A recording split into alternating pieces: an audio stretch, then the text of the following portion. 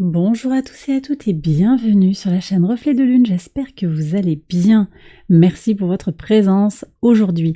On se retrouve pour le tirage des énergies du mois de mai 2023 pour le signe du Sagittaire. Soleil, ascendant, Lune ou Vénus en Sagittaire. Je lance le générique, je fais le tirage et je vous retrouve juste après.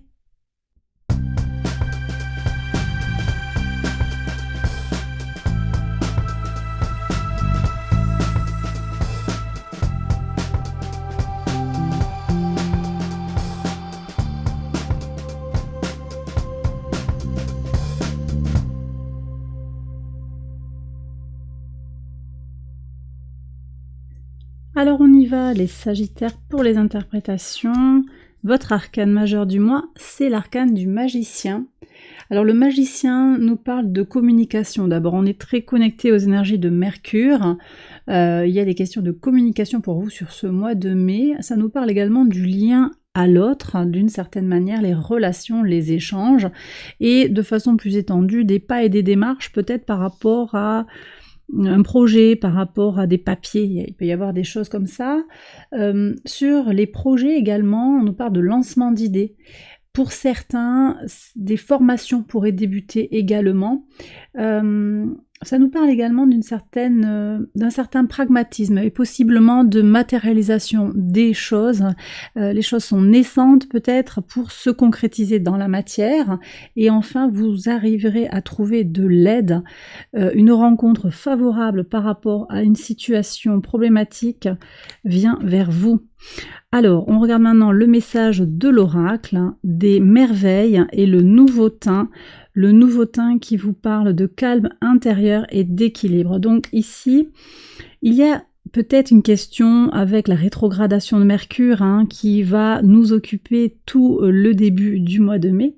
Depuis le 21 avril jusqu'au 15 mai, Mercure est rétrograde. Ça peut venir poser des questions sur les communications, ça peut venir bloquer les échanges d'une certaine manière, ou au contraire nous aider à prendre du recul, faire le point sur une question ou une autre, en particulier possiblement sur tout ce qui a trait à notre abondance, à nos ressources globalement. Et là on voit que peut-être si les énergies sont un petit peu difficiles, un petit peu tendues, il est important de garder son calme intérieur et son équilibre en se connectant au chakra du cœur, la paix intérieure. Surtout d'abord prendre soin de soi et être ouvert à l'arrivée de miracles, de merveilles dans votre vie, les choses inattendues, surprenantes pourraient se manifester dans votre vie. On va regarder maintenant les messages maison par maison. D'abord pour la maison 1, votre vitalité, votre énergie sur ce mois de mai. Voilà, une reine de coupe qui synthétise ce que je vous disais par rapport au nouveau teint. Il y a un renouveau qui se joue sur le plan du cœur ici. Vous avez vraiment besoin de prendre soin de vous donner la priorité. Ça, c'est super important. Ça me connecte également aux énergies de la pleine lune en Scorpion qui va venir le 5 mai vous aider à vous questionner sur les émotions que vous choisissez de faire exister en vous. Ça va être vraiment important et je crois que vous êtes en recherche de sérénité, de tranquillité, de paix intérieure. Maison 2, vos ressources, j'en ai un petit peu parlé ici, vos ressources, qu'elles soient matérielles ou immatérielles, c'est votre argent, c'est votre corps, c'est votre psyché, votre âme. Alors, roue de fortune, il y a des améliorations. La chance tourne peut-être pour vous sur le plan des ressources, les choses se débloquent, il y a vraiment quelque chose qui est en pleine extension. On est sur le maître de votre signe là, avec Jupiter par analogie, en connexion avec la roue de fortune. Quelque chose de fort peut venir vers vous sur le plan de l'abondance globalement, d'accord? Donc ce mois de mai pourrait être un mois d'opportunités, de chance et de plus de sérénité peut-être.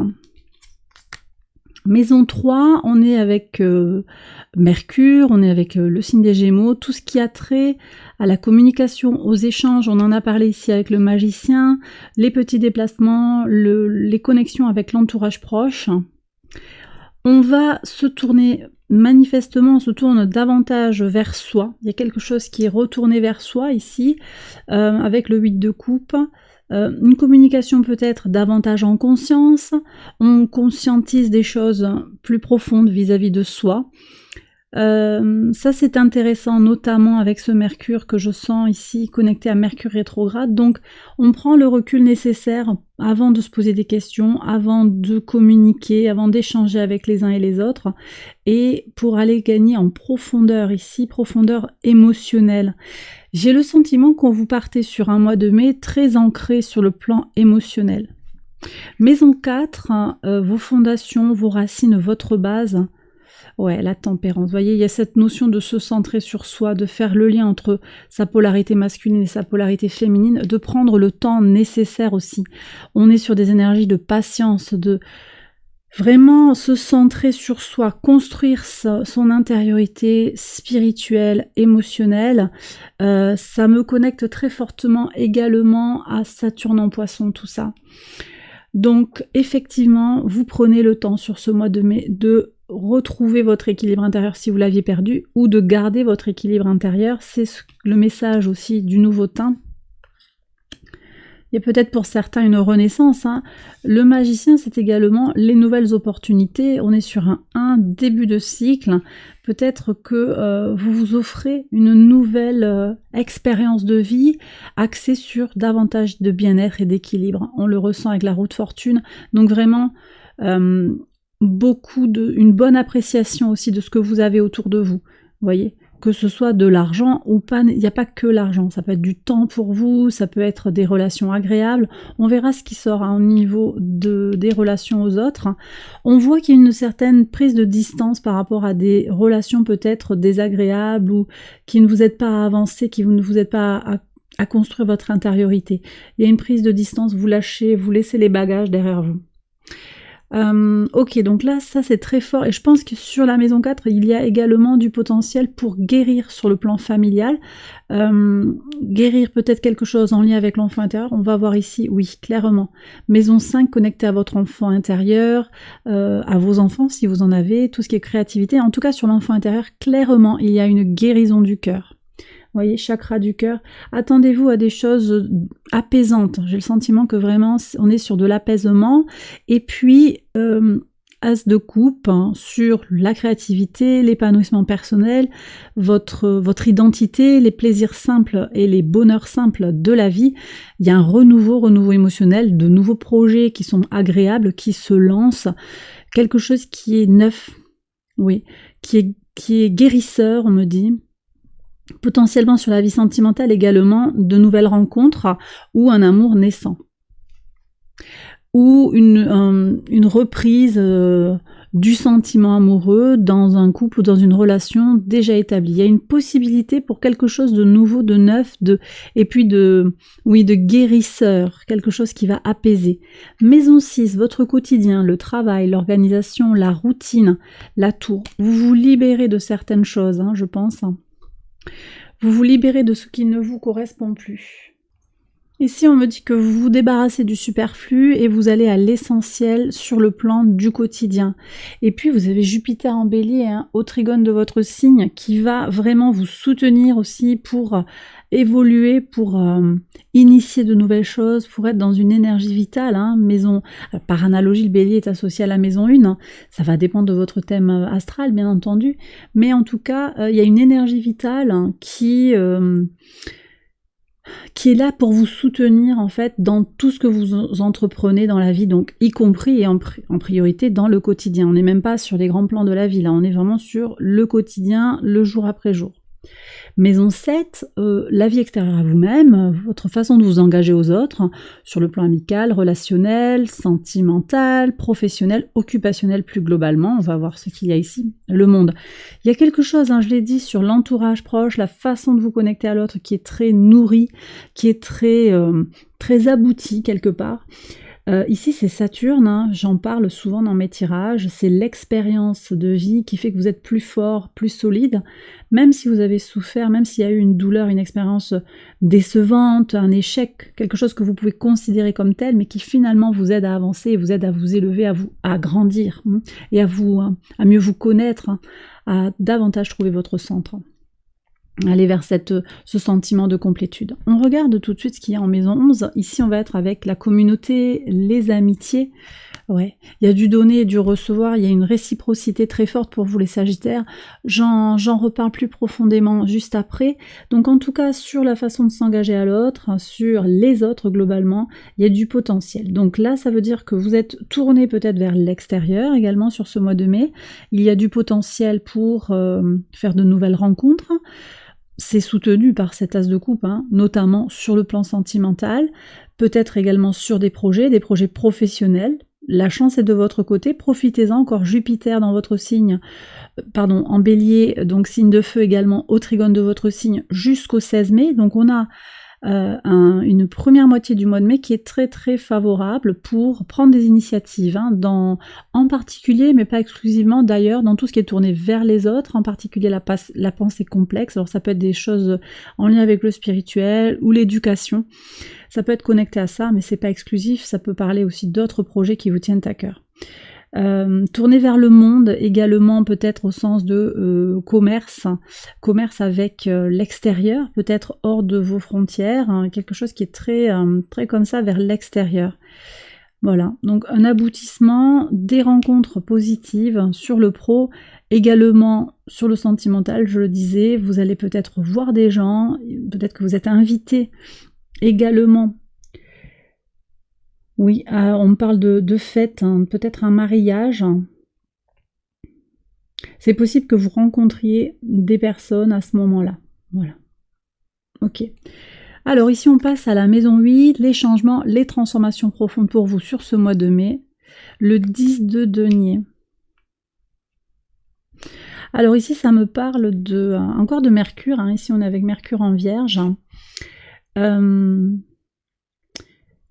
J'ai le sentiment, ici on a les deux 10 qui sont côte à côte, enfin qui sont en résonance l'un avec l'autre. Vous êtes dans une forme d'abondance et ici je crois que vous avez besoin, en tout cas c'est ce que dit le tarot pour certains d'entre vous, vous avez besoin de vraiment conscientiser toute l'abondance qu'il y a autour de vous. Cette tour, ça peut être aussi quelque chose que vous relâchez sur le plan du mental, sur le plan des ressentis, sur le plan des rancunes. Je vous dis ça parce que Mars est en Cancer là sur ce mois de mai jusqu'au 20 mai. Et on est sur des histoires, des tensions en particulier familiales, hein, avec Mars en Cancer, mais également, ça peut être sur le plan globalement plus relationnel, mais en particulier sur les relations familiales, avec des frustrations, des comptes qui n'ont pas été réglés, des choses à libérer du passé. Peut-être qu'il y a besoin de dire des choses du passé. C'est ce que je ressens avec ce 10 de denier, aller au fond des choses, voir finement dans les détails, on est avec les énergies de la Vierge, l'archétype de la Vierge, et puis communiquer. Peut-être ça vient nous dire aussi de penser à dire à l'autre à quel point on l'aime, à quel point on tient à lui, à elle. Hein, on est quand même connecté au chakra du cœur ici. Et je vous disais avec les amitiés, la communauté, il y a du donner et du recevoir. Donc c'est possible que ce soit un peu dans cet esprit-là qu'on vous annonce ce 10 de denier. En tout cas, ici, on parle de communauté très forte autour de vous, que vous la connaissiez ou que vous en soyez conscient ou pas, mais elle est là. Elle est là. Donc vous êtes entouré, l'univers vous soutient, vous êtes aimé. C'est vraiment le message ici que je reçois de cette carte. Sur la maison 9 qui nous parle de votre spiritualité, de vos valeurs, de tout ce qui est en lien avec les hautes études, l'administration et les grands voyages. Alors là, on a le soleil, magnifique. Donc vous voyez, dans votre maison, les Sagittaires, tout va pour le mieux. Je vous disais, Jupiter en bélier vous donne une énergie vitale très forte et puis ça peut pousser à lancer des choses, hein, sur ce qui va être connecté à la maison 9. Donc la pensée complexe, les hautes études, donc des formations, tout ce qui est connecté à la philosophie, aux valeurs, à la spiritualité, mais également aux formations, je le disais, à l'éducation. Donc ça peut être vous qui êtes formé ou également vous qui formez, d'accord, qui transmettez quelque chose. Et en tout cas, il y a quelque chose qui est aligné, quelque chose qui est clair. Le soleil ici nous dit que vous êtes au clair avec vous-même et vous êtes en capacité de vous ouvrir complètement vers l'extérieur. Donc très très positif. On va voir ce qu'il y a en maison 10 pour voir, donc là on est sur le secteur socio-professionnel, votre contribution au monde, votre vocation. Ouais, la grande prêtresse. Alors écoutez, pour certains, c'est très très clair, il y a quelque chose qui est connecté avec le spirituel. On a une grande prêtresse qui nous indique beaucoup d'intériorité, beaucoup de spiritualité, beaucoup d'intuition. Donc j'ai des gens ici qui vont être très très connectés parce qu'ils sont ok, au carré dans leur base, ben, ils vont vers quelque chose de complet, d'élevé sur le plan spirituel. J'ai vraiment ce sentiment-là. Vous êtes initié ou on vous initie à des secrets, on verra ici ce qui sort sur les secrets justement pour en savoir un petit peu plus, des secrets sur la vie, on me dit. Cette grande prêtresse, elle nous parle également de l'idée que vous ressentez au fond de vous-même, ce que vous désirez, ce que vous voulez pour vous. Alors, soit vous savez où vous en êtes et vous êtes ok et vous avancez. On a quand même 2 arcanes majeures sur votre axe d'évolution personnelle, l'axe Cancer-Capricorne. Mais également, peut-être si vous êtes en recherche de solutions, en recherche de réponses, vous trouvez les réponses en vous-même. En particulier, on parle du cycle lunaire, donc on va voir ce que fait le cycle à ce moment-là. Sur le mois de mai, on a une pleine lune en Scorpion le 5 mai qui va ouvrir un temps de bilan sur les transformations en cours ou celles qui sont nécessaires dans un ou plusieurs domaines de vie. Donc il y a peut-être quelque chose à aller chercher, je vous le disais, sur le réseau, sur l'abondance que vous avez autour de vous, sur les connexions, le donner et le recevoir également. Vous prenez, si ça vous parle bien entendu, et puis on a une nouvelle lune en Taureau qui va marquer l'ouverture d'un nouveau cycle, en particulier pour faire le point sur le domaine matériel, mais également sur la nécessité de prendre soin de soi et de s'aimer. On va avoir des choses connectées à tout ça, au chakra du cœur, je le répète. Et enfin, cette nouvelle lune en Taureau, elle parle de la persévérance comme qualité, comme vertu, faire preuve de persévérance pour continuer sur un chemin qui peut sembler un petit peu ardu, qui peut sembler difficile. Il va falloir persévérer. Alors vous prenez vraiment ceux qui vous parlent, chacun sera dans sa situation propre, mais voilà ce que la grande prêtresse m'envoie comme message. On a tout ce qui est connecté à quelque chose que vous ressentirez à l'intérieur de vous. D'accord ? Sur la maison 11, donc vos projets, vos espérances, le lien à la communauté, on a ce magnifique 6 de denier qui est vraiment dans une énergie de donner et de recevoir. Vous recevez à la hauteur de ce que vous donnez aux autres, donc vous êtes entouré d'êtres de lumière, quelques personnes qui sont absolument merveilleuses, alors il n'y en a peut-être pas beaucoup, mais la qualité est là.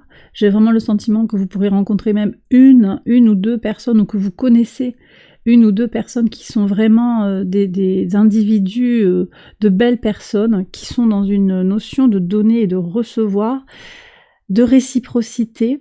Mais il y a quand même quelque chose qui est très apaisé. Alors peut-être que c'est vous qui aidez. Moi j'ai senti des énergies de formation, vous aidez, vous accompagnez des gens, peut-être dans le milieu associatif, peut-être dans un autre pays, peut-être par le biais des réseaux sociaux, c'est possible, et votre communauté, les autres vous le rendent bien. Voilà ce que je reçois ici.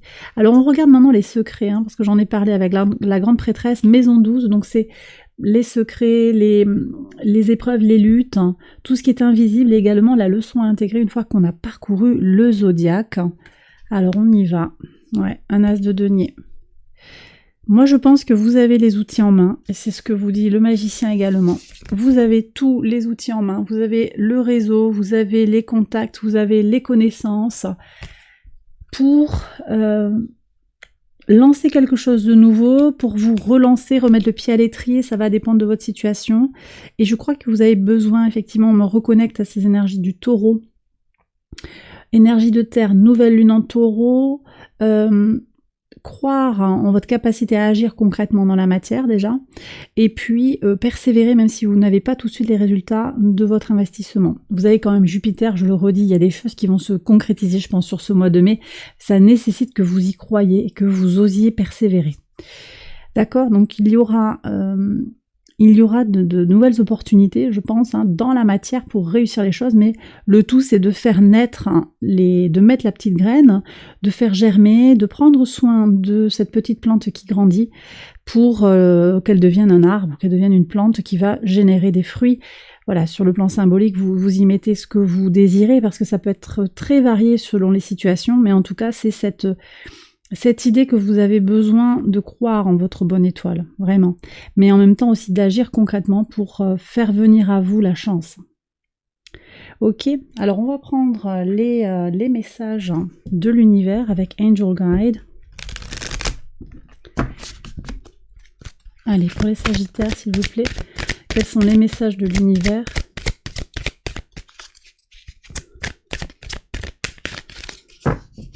Alors.